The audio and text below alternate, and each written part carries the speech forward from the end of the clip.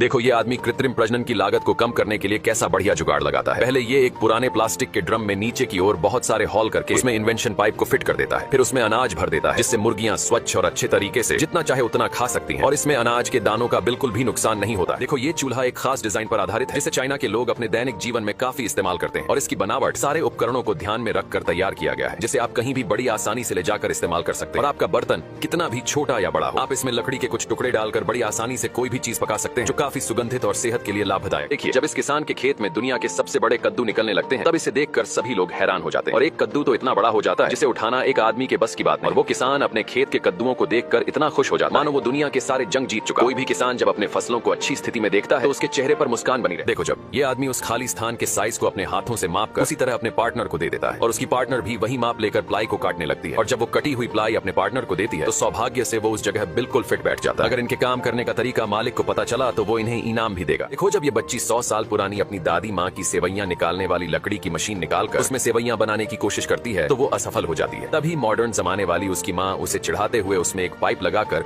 उसे अच्छे से सेट करती है और ये दोनों उस पर अपना पूरा बल लगाती है, फिर भी उसे निकालने में नाकाम हो जाती है। देखो ये आदमी अपने प्रोडक्ट को सबसे यूनिक और अच्छा बनाने के लिए क्या करता है, ये सबसे पहले पुआल में आग जलाकर उसे मशीन में डाल देता है। इसके बाद ऊपर से मक्कों को डालकर फिर उसमें मूंगफली के पौधों को डाल देता है। अब आप इसके दाने को देखिए, ये कितने बारीक और पौष्टिक निकलते हैं जो पशुओं के लिए सर्वोत्तम आहार है जो कभी भी खराब नहीं होंगे और आप इसे काफी समय तक रख सकते। देखो जब ये लड़की एक बड़े सेठ के यहाँ काम करने जाती है तो वो इसे लड़की समझकर मना कर देता है, लेकिन लड़की अपनी काबिलियत साबित करने के लिए उसे बताती है कि वो एक स्किल्ड और प्रोफेशनल कारीगर है। तभी वो उसे एक टाइल्स देकर उसे सेट करने के लिए बोलता है। अब लड़की उस टाइल्स पर काफी अच्छे और प्रोफेशनल तरीके से सीमेंट लगाती है जिसमें एक कारीगर उसकी मदद करना चाहता था, लेकिन वो उसे मना करके अकेले ही उस टाइल्स को टांग कर ले जाती है और उसे अपनी जगह पर काफी बारीक तरीके से सेट करती है जिसे देखकर वो सेठ खुश हो जाता है। देखो जब ये लड़का जुए में अपने सारे पैसे हार जाता है और दोबारा खेलने के लिए अपनी दादी से झूठ बोलता है कि उसे एक गंभीर बीमारी है और उसे इलाज कराने के लिए बहुत सारे पैसे चाहिए, तभी दादी उसकी बातों को सच मानकर अपनी कई वर्षों की रखी हुई तिजोरी खोलती है और काफी अच्छे से संजोकर रखे हुए दादा के निशानी वाले पुराने कंगन को निकालकर उसे दे देती है और उससे कहती है कि ये तुम्हारे दादाजी हैं, लेकिन इससे तुम अपना इलाज अच्छे से करा लो। इतना सुनकर